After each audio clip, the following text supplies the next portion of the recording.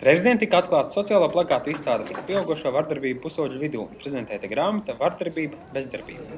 Grāmatas tapšanā iesaistījušies sociālo plakātu mākslinieki un jaunieši, radot spilgtus un tiešus plakātus, kā arī sabiedrībā zināmas personības, kas uzdrīkstējušās atklāt dalīties ar savu pieredzi par pusauģu gados piedzīvotu. Latvijā ir tā problēma, ko es uzskatu, ka skolotājs sen jau vairs nav autoritāte.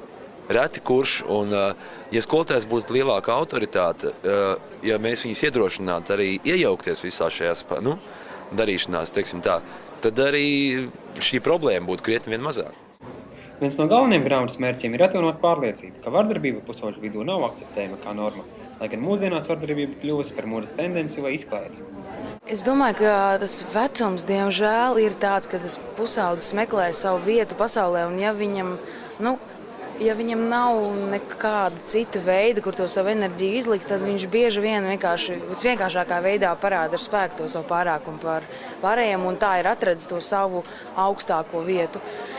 Tāda ir tā vecuma īpatnība, bet man šķiet, ka tas sākas ģimenē.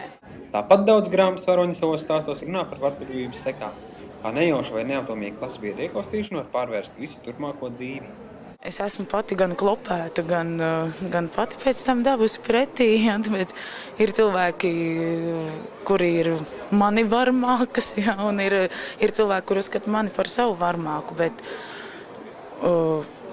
nevienam nerūpēja. Bija viena alga, un tāpēc es arī piedalījos šajā projektā, lai parādītu attieksmi, ka man nav viena alga.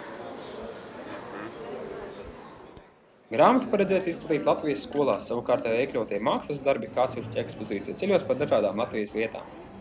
Vēl līdz 21. maijam izstāde skatām kinoteātrī Coca-Cola placa, bet no 23. maija tā pārcelsies uz Krodziņu Andalūzijas suns. Ivo Leitāns, Jānis Palkovnieks, Diena TV.